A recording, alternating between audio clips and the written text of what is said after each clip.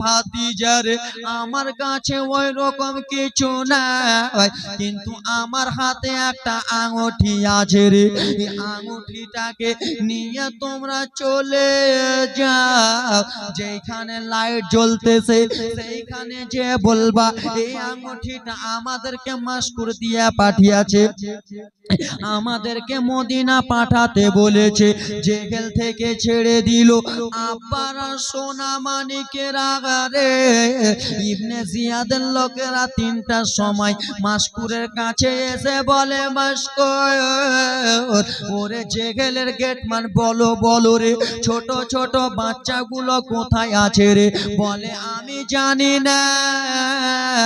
বলে চাবি তোমার কাছে রয়েছে? বলে আমি বলতে পারবো না। সেই বাচ্চাগুলোকে পূজার জন্য ইবনে জিয়াদের লোকেরা শত শত পুলিশ প্রশাসন ছেড়ে দিল রে। যা তোরা কোথায় আছিস রে, ছোট ছোট বাচ্চাগুলোকে ধরে নে। বাবারা আমার সোনা মানিকেরা রে, 2টা ছেলে লাইটের কাছে যে বলে আমাদেরকে মাস্কুর পাঠিয়েছে, আমাদেরকে মদিনা নিয়ে চলেন। বলে ঠিক আছে, ফজরের পরে উটনি খানা ছেড়ে দেব। আব্বা আমার সোনা মানিকেরা রে, ফজরে যেমনই আজান হয়েছে আর উটনি ছাড়ানো হলো না। ছোট ছোট বাচ্চারা দৌড়াতে দৌড়াতে যেন চলে যায় রে বাবা, দৌড়াতে দৌড়াতে চলে যায়। যেমনই সকাল হয়ে আসে মা বোনেরা জীবনী শুনো রে। বড় ভাইটা বলে, ছোট্ট ভাই আর যাওয়া লাগবে না, আমরা যদি এখন যাই রে ভাই, ইবনে জিয়াদের লোকেরা যদি দেখে নেয় তাহলে আমাদেরকে নিয়ে চলে যাবে। বলে দাদা গো তাহলে কি করা যাবে দাদা? বলে ভাই রে আমাদেরকে লুকাতে হবে জঙ্গলে। বাবা গো আমার 2খানা ভাই জঙ্গলে লুকিয়া গেল। ইবনে জিয়াদের লোকেরা যেন ঘোরাঘুরি করে রে। ছোট ছোট বাচ্চারা বলে ভাইরা এখন যদি আমরা বার হয়ে যাই তাহলে ধরে নিবে ভাই গো, চলো চলো আমরা একবার গাছে উঠে যাই। মা বোনেরা রে, বাবা শহীদ হয়েছে কুফাতে, বাবার কথা স্মরণ করিয়া 2টা ছেলে থাকতে পারে না, বাবার গলা কাটা দেখে 2টা ছেলে থাকতে পারে না। 2টা ছেলে নিজের বাবার সঙ্গে, ছোট ভাই বড় ভাইকে দূরে দূরে কান্দে। দাদা গো বাবা যদি দুনিয়াতে বেঁচে থাকতো দাদা তাহলে আর এরকম করে লুকাতে হতো না। দাদা আমরা মদিনাতে যেতাম, মা যদি থাকতো আদর করতো। দাদা গো সারাদিন মান 2টা ছেলে টপ টপ টপ টপ করে চোখের পানি ফেনা ফেলে। গাছে 2টা ছেলে বসে আছে, সন্ধ্যা যেমনই লেগেছে রে মায়েরা, বড় ভাইটা ছোট ভাইকে বলে ভাই চলো চলো এবার আমরা মদিনা থেকে দৌড়াতে দৌড়াতে চলে যাই। বাবারা গো 2টা ভাই বাবার কথা স্মরণ করে টুক টুক টুক টুক টুক টুক করে দৌড়াচ্ছে রে মায়েরা। 2টা ছেলের পায়ে চাপাল না, 2টা ছেলে খালি পায়ে দৌড়ায় রে। দৌড়াতে দৌড়াতে ছোট ভাইয়ের পায়ে একটা গিঠি ফুটে গেছে রে, পা দিয়ে ঝরঝর ঝরঝর করে রক্ত পড়ে। বড় ভাই ইব্রাহিম যেমনই পিছন দিকে তাকিয়ে আছে, ছোট ভাইয়ের পা দিয়ে top top top top top top করে রক্ত পড়ে। বলে ছোট ভাই আর তুমি দৌড়ায়ও না রে ভাই, আর তুমি দৌড়ায়ও না রে ভাই, তোমার চোখ থেকে পানি, তোমার পা দিয়া রক্ত রে ভাই। এসো ভাই এসো আমার কোলে, তুমি এসো, তোমাকে নিয়ে আমি দৌড়াতে দৌড়াতে যাবো রে ভাই, তুমি আমার কোলে এসো।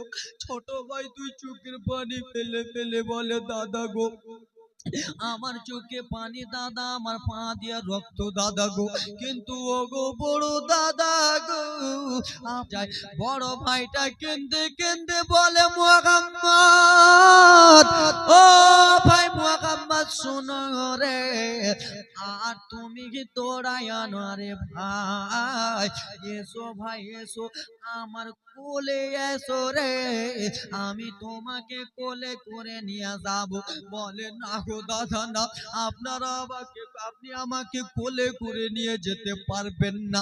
বাবা গো আমার সারা রাত্রি কেটে যায়, সারা রাত্রি যেমনই কেটে যায় রে বাবা, ফজরের আজান যেমনই হয়েছে বাবা গো আমার, যেখান থেকে দৌড়িয়েছিল সন্ধ্যার সময় সেইখানে এসে আবার দেখে কুফার রাস্তা। বাবারা সারা রাত দৌড়ায় দৌড়ায় পায়ের রক্ত লাল লাল হয়ে আসে বাবা, রক্ত রক্ত পা হয়ে আসে, সারা রাত দৌড়াতে দৌড়াতে চলে যায় বাবা গো। আবার ফজরে আজানের পর যেমনই সকাল হয়েছে বাবা, এসে দেখে আবার কুফার কাছে, গির্জার কাছে, মন্দিরের কাছে, আবার সেই বাদশার লোকের কাছে। দুইটা ভাই আর সহ্য করতে পারল না, বলে ভাই এক জায়গায় নুকিয়া যাই ভাই। একটা গাছের ওপরে উঠেছে, একটা গাছের ওপরে উঠে রে দুইটা ছেলে টপ টপ করে শুধু চোখের পানি ফেলে। আর এদিকে রে বাবা হারিসের স্ত্রী, এত ভালো মহিলা, পানি আনতে এসেছে নদীতে রে বাবা, ইন্দ্রাতে পানি আনতে এসেছে, নদীটায় আছে নিচে রে, গাছ ওপরে রয়েছে রে বাবা। যেমনই নদীর দিকে দেখে দুইটা ছেলের চেহারা দেখতে পায়, সেই মহিলা যেমনই চেহারা খানা দেখেছে কিসের যেন ছাটটা নদীতে পড়ে যায় রে বাবা। সেই মহিলা গাছের দিকে যেমনই তাকিয়েছে রে বাবা, দুইটা ছেলেকে দেখতে পেল, বলে ওরে সোনা মানিকেরা রে, কিসের জন্য তোমরা গাছে, তোমরা একটু নিচে নেমে যাও। নিচে দুইটা ছেলে মোহাম্মদ ইব্রাহিম দুইটা ছেলে নেমে গেল, এসে বলে মা গো আপনাকে একটা কথা বলি মাগো। বলে বলো বলো রে, বলে মাগো আপনি কাউকে বলবেন না মাগো, আমাদের কথা মাগো, দুইটা ভাই আমরা এখানে আছি।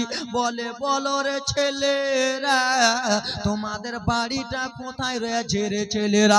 বলে মাগো তোমাকে যদি এখন বাড়ির কথাটা বলে দি তাহলে তুমি ইবনে জিয়াদের লোককে বলে দিবা। বলে না না না বেটা বলো রে। বলে মা গো বাড়িটা কথা বলার আগে গো মা আপনার কলসিতে যে পানি আছে গো ওইখান থেকে এক ফোঁটা পানি দেবেন। বলে হ্যাঁ হ্যাঁ বেটা তোমরা পানি পিপাসাটা দূর করে নাও। পানি ধোয়া হলো, পানিটা পান করলো, পান করার পরে বলে বলো বলো বেটা তোমাদের বাড়িটা কোথায়? বলে মা গো আমাদের বাড়ি হলো মদিনাতে। বলে কিসের জন্য এসেছো? বলে মা গো মুসলিম বিন আকিল আমাদের হলো পিতা, আমাদের বাবাকে কুফার লোকেরা ডেকেছে মা, আমার বাবাকে শহীদ করে দিয়েছে মা, আমাদেরকে শহীদ করার জন্য কুফার শত শত লোকেরা লেগে আছে মা গো, আমরা নিজের জানখানা বাঁচাচ্ছি মা, রাত্রি হবে মদিনাতে চলে যাব মা। সেই মহিলাটারে বাবারা সেই দুইটা ছেলেকে সিনা সিনাতে লাগিয়ে নিলেন, সিনাতে লাগিয়ে দিয়ে যেন চোখের জল খানা ফেলে। বলে কিসের জন্য কান্দ মহিলা রে?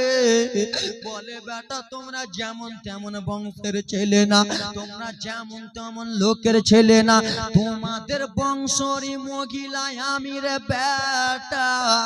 কিন্তু আমার স্বামী হলো হারামি, আমার স্বামী হলো বদমাইশ, আমার স্বামী তোমাদেরকে খোঁজার জন্য শত শত পাগড়া লাগিয়া জেরে বেটা। ওরে বেটা শোনো রে, চলো চলো রে বেটা, আমরা তোমাকে নিয়ে যাব। মেয়েটা দুইটা ছেলেকে নিয়ে চলে যায় রে বাবা। বলে বেটারা আমার স্বামী কিন্তু বদমাইশ, তোমাদেরকে দেখতে পেলে মেরে দেবে, তোমাদেরকে দেখতে পেলে জ্যান্ত গলা কেটে দেবে। তাও আমি তোমাদেরকে একটা ঘরে লুকিয়ে রাখবো। আব্বা রাগু আমার, ও আমার বিরাদার মুসলমান, দুইটা ছেলেকে ঘরে নিয়ে গেল। সেই বিরাদার মুসলমান ইমাম হুসেনের বংশধরের মহিলা দুইটা ছেলেকে ঘরে নিয়ে যেয়ে রে, দুইটা ছেলেকে ভালো করে গোসল ধোয়ালো, ভালো করে সুরমা লাগালো, ভালো করে খাইয়ে দিয়া বলে বাতি যারা রে তোমরা ওই ঘরটাতে থাকো। দুইটা ছেলেকে ঘরে নিয়ে চলে গেল গো অন্য একটা ঘরে, দুইটা ছেলেকে রেখে দিয়ে চলে গেল। এইদিকে হারামি হারে বাড়িতে এসে বলে বিবি রে আমাকে অল্পটুকু খাওয়ার দাও রে বিবি। বলে কেন কেন? বলে বিবি রে ইমামে হুসেনের, ইমামে মুসলিম বিন আকিলের দুইটা ছেলেকে আমি খোঁজাখুঁজি করি রে বিবি। দুইটা ছেলেকে যদি ইবনে জিয়াদের কাছে দিতে পারি তাহলে আমি ধন সম্পত্তি ওয়ালা হয়ে যাব। কিন্তু বাবারা গো ইবনে জিয়াদের যেইগুলো লোক শত শত ঘুরে বেড়ায়, হারামি হারিস জানে না আমার ঘরে রে সেই দুটো ছেলে রয়েছে। বলে কিসের জন্য যাবেন? বলে ছেলে দুটোকে নিয়ে আসবো, গলা কাটবো, তাদের মাথা আমি এজিদের দরবারে দিব, অনেক ধন সম্পত্তি ওয়ালা হয়ে যাব। বলে ঠিক আছে। তাড়াতাড়ি করে ভাত দিল রে বাবা, তাড়াতাড়ি করে খাবার দিল। খাবার খেতে খেতে রে সেই বিরাদার মুসলমান হারিসের কানে ছোট ছোট বাচ্চাদের কান্নার যেন আওয়াজ চলে গেছে। সেই হারিস দুই চোখের পানে বলে বিবি বলো বলো রে দুইটা ছেলে কান্না কোথায় শোনা যায় রে? ছোট ছোট বাচ্চাদের কিসের জন্য আওয়াজ শোনা যায়? হারিসের স্ত্রী তখন বলেছিল ও গো স্বামী হারিস আমাদের বাড়ির পাশে ছোট ছোট বাচ্চারা কান্না করে। হারিস তখন বলেছিল না রে বিবি না, আমাদের বাড়ির পাশে কোনো ছেলে নাই, আমাদের বাড়ির পাশে কোনো ছোট ছোট বাচ্চা নাই। বলো বলো বিবি রে কোথায় যেন কান্নার আওয়াজ শোনা যায়। কিন্তু মা বোনেরা রে হারিসের স্ত্রী যে দুইটা ছেলে মোহাম্মদ ইব্রাহিমকে যে লুকিয়ে রেখেছিল সেই দুটা ছেলে যেন কান্না করে। স্বপ্নের মাধ্যমে দেখে বাবা, বাবা যেন স্বপ্নের মাধ্যমে বলে ওরে বেটা মোহাম্মদ ইব্রাহিম চলে এসো। বাবার কথা স্মরণ যেমনই হয়েছে দুইটা ছেলে গলা ধরে ধরে ধরে কান্না করে। এদিকে হারিস বলে বিবি রে কিসের জন্য কান্নার আওয়াজ শোনা যায়? ব্রাদার মুসলমান সোনা মানিকেরা রে বদমাইশ হারিস খাওয়ার থালি ছেড়ে দিয়ে টুক টুক টুক টুক করে ঘরগুলো চেক করতে লাগলো। যেমনই একটা ঘর চেক করা হয়েছে দ্বিতীয় নম্বর ঘরে রে ব্রাদার মুসলমান দুইটা ছেলে গলা ধরে কান্না করে রে।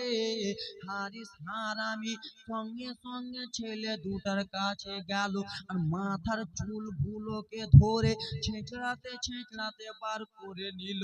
হারিসের স্ত্রী বলে ও গো আমার মাথাটা স্বামী, এই দুটো ছেলেকে আপনি মারিয়েন না। বলে বিবি রে কেন আমি মারবো না?